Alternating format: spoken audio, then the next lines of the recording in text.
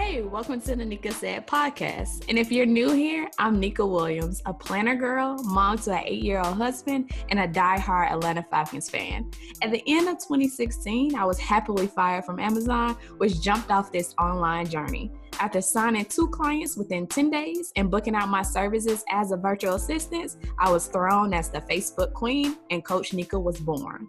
All that to say, I'm a virtual assistant and a VA coach helping women realize they don't have to choose between work and their family. You can have both. And if you're looking for financial freedom while also having family focus, this is the podcast for you. You'll learn how to grow a business that fits into your personal life and not the other way around. Hey everybody, welcome back to another episode of the Neka Said podcast. And today I'm going to talk about how to build confidence when you're first starting. I think this is the number one question I get a lot, and I think a lot of people struggle with it. I take that back. This is probably not the number one question, but this is really what everyone is struggling with. Of course, if they kind of like hide it as how to find clients or how do I do this and how do I stay busy. But the thing is that when you don't have confidence and when you are fearful, then everything else is just busy work. So how do you actually build up the confidence to start a business and to actually keep it going? And so when I was just starting, back when I can think back at like 18 when I wanted to start a business, straight out of high school, but I was like, no. People fail when they start businesses. So of course I went off to college and then I dabbled into a lot of different online businesses. So like an eBay store, Shopify, blogging, a lot of different things. But I was never consistent with anything. And I think I was never consistent because number one, I didn't know what I really wanted to do. I was focused more so on the money. But number two, I wasn't confident that it would actually work. I wasn't confident that I could actually start a business. I can actually do it. And so that's why I kind of put my business off for year after year after year. Because I had always knew of people starting virtual assistant businesses. And I was like, that is super simple. It's super like something that I could do and I would enjoy doing it. And it was something that would actually fit my lifestyle. But I was like, but I have to talk to people and I have to get them to sign up for my services. That's kind of scary. So the fear kept me in some unhappy situations for so long. So juggling being a mom and actually holding down a 9-to-5 and not being happy with the jobs that I was having, not being happy with the time that I was spending away from my kid, but always in the back of my mind just thinking, this is what normal people do. This is what everybody does. Everybody sacrifices their happiness because this is just what's normal. This is just how everything works. And so I just kept myself in these unhappy situations, even though I seen other people doing it, even though I seen other people being happy with their businesses, staying home with their kids, working whenever they wanted to work, vacationing whenever they wanted to. But I always put it back as like, that's for them, that's not for me. But it wasn't until I looked at my why and I sat down and I was thinking about, so this was after I was fired from Amazon. And of course I could have either started my business or I could have looked for a job.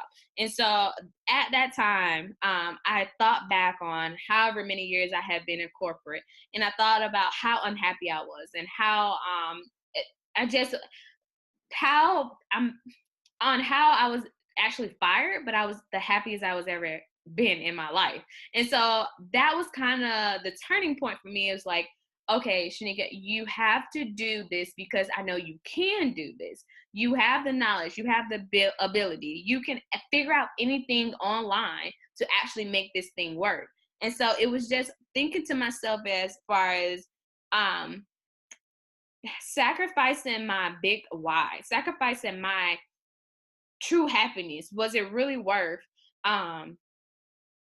getting a job? Was it really worth like not trying, like just not even giving the effort to actually trying to start a business?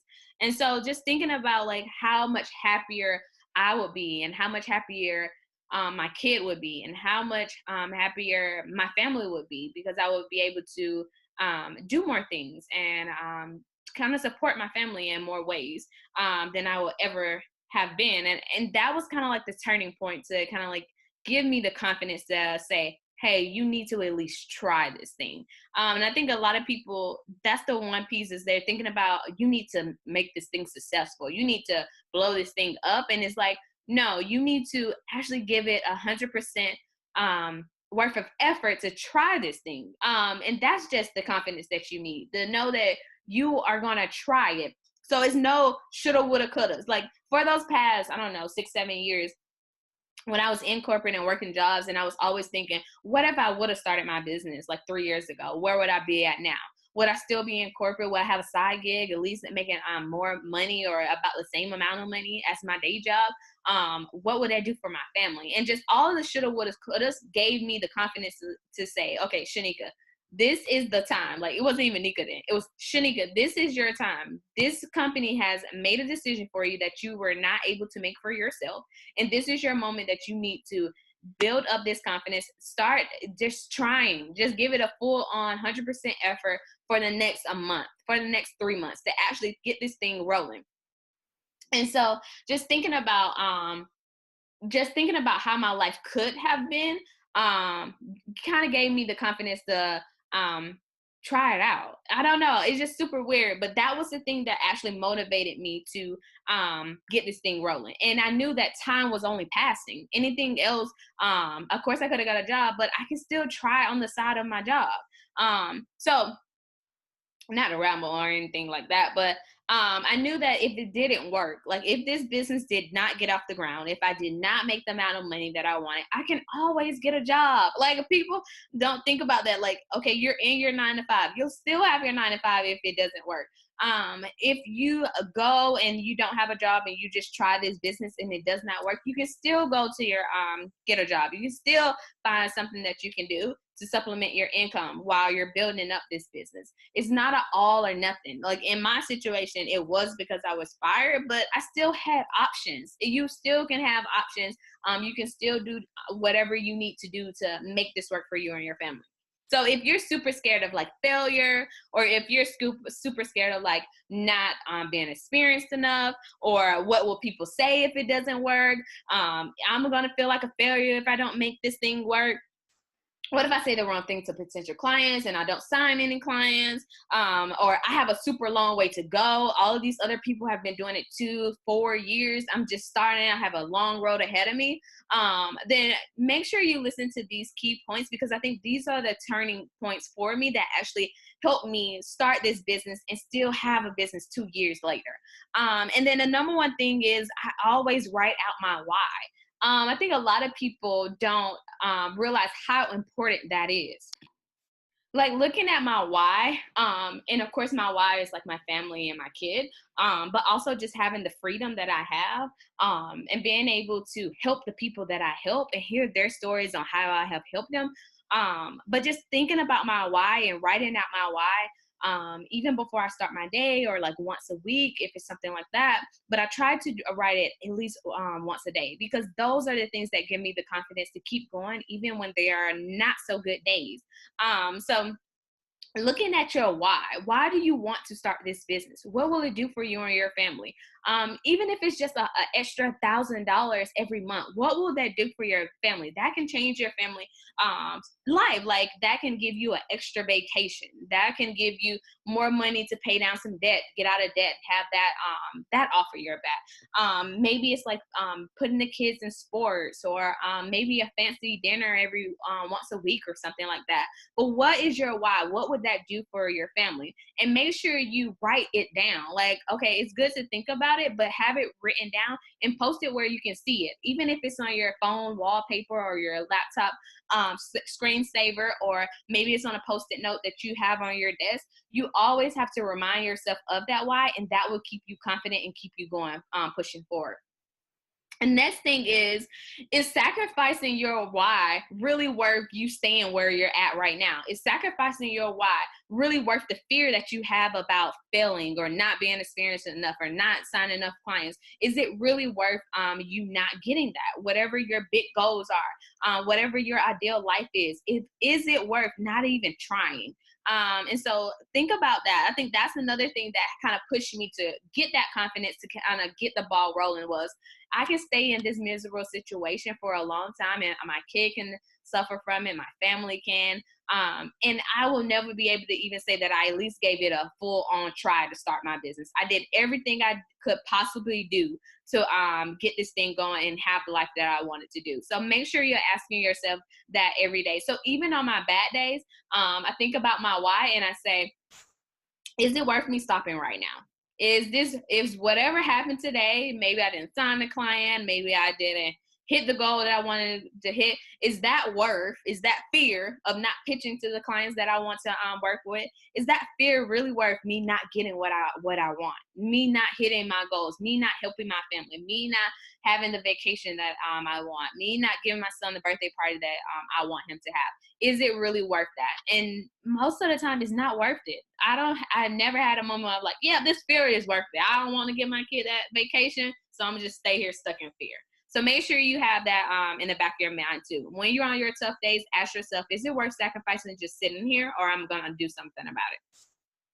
The next thing is start small. You don't have to burn the ship. I would rather people not be in the situation where I was in, where I didn't have a 9 to 5 and I just had to go all the way in.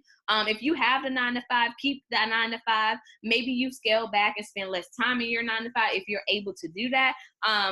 Once you're built up your clientele on the side, then maybe you can scale back then. But don't just jump off the ship. Like some people need that because when they have that cushion, then they don't move as fast or they don't put as much time and effort in their business. But if you can help it, keep the safety net, keep the job until your business is making more money than your job. You have a cushion or you save up 6 months or whatever it is. You don't have to just burn the ship, go all the way in on that. A lot of people, when they're thinking about starting their business, then they have these big goals, which are super good, but you have to be realistic. If you have a family, job, school, whatever it is on the side, how realistic is it for you to invest another 20 hours a week? Can you actually do that? And can you actually do it consistently? Maybe start small and then you start with 2 hours a week and you just do as much as you can and get that scheduled out and pitch people or whatever that looks like. But start small. Don't jump the ship.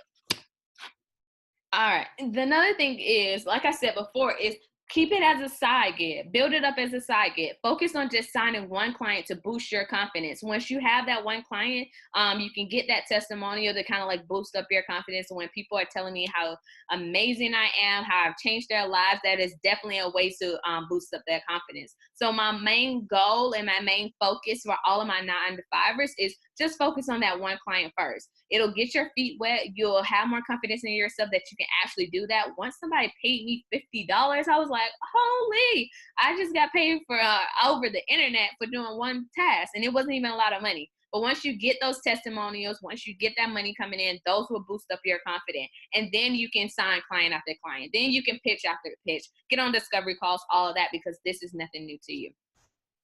And this just goes into the more that you do, the more confident you will be. So the more pitches you send out, the more time you put into your business, the more you push past your fear, the more you'll be confident in going ahead and doing more things in your business to move that needle forward. So make sure that you're actually taking action. That is the number one thing. The more action you take, the more that you'll easily take, the more that you'll want to do, the more that you'll easily see what your next steps are for you to go ahead and take that action. Confidence is in the beginning when you're not too sure what you can do. But after you start working with people, then you'll see, oh, this is not as hard as I made it out to be. So make sure you're taking that action. And also focus on proving yourself wrong. I think a lot of us have those negative thoughts in our head. It's like, I can never do this. I can't make that amount of money. They won't like me. All kinds of negative thoughts in your head. But make sure you're focusing on proving yourself wrong. So how can you prove yourself wrong?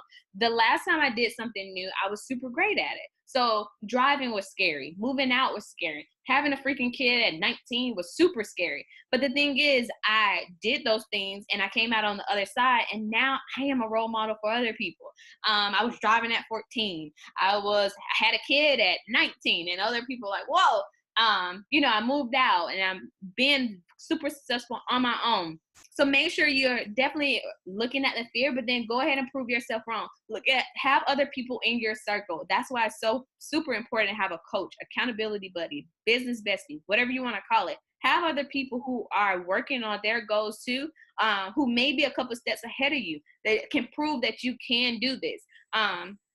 So make sure you're having those people in your circle to kind of like keep you confident and keep you moving forward. Those are the people that will keep you working towards your goals too. Chrissy always sends me reminders about, hey, Neka, did you do this? And it may not be a good day. And I'm like, I can't do this. This won't work. And she's like, you did this the other week. You're amazing. All that. Just having somebody who can motivate you is a boost of confidence on its own. Having somebody else that believes in you is how you'll actually make momentum in your business. So like I was saying too, like make sure you look for the evidence that proves your negative thoughts wrong. So if you want to make 6 figures, look for other people that have similar business to you that make that amount of money. If you want to only have passive income and only create products, or if you only want to work with course creators, or if you only want to offer this service and you're not sure if you can even make this amount of money by only offering this, find other people that you can surround yourself that is doing what you want to do.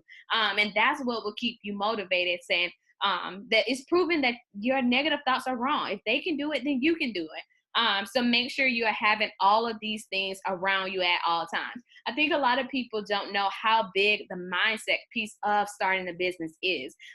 Strategy is good, but if you don't have the right mindset, you won't implement the strategy. You won't do the things. You won't feel like you are worthy of it. You won't feel like you can actually work with these clients. So you have to make sure your mindset is right. So how you do that is surrounding yourself with people who believe in you, who uplift you, and who also inspire you to do the things that they're doing. So that's all I have for today. Make sure you subscribe to the podcast. You subscribe to the YouTube channel, like this video, wherever it is at where you see it. But make sure you reach out to me and let me know if you have any kind of questions. If you are struggling with your confidence in the beginning, I can be your motivator. Go ahead and shoot me an email or a message. And I will see you on the next podcast. Have a good one. Thank you so much for joining me today, and make sure you check back next week for another amazing episode with actionable tips to grow your online business. In the meantime, leave a review and let me know your thoughts on today's episode. And if you want to see what I'm up to, check out my Instagram page at Coach Neka. Come hang out with other women on the same journey in the private free Facebook group, the Virtual Assistant Club. And remember, every day you're one step closer to the dream life you want. Keep going, girlfriend.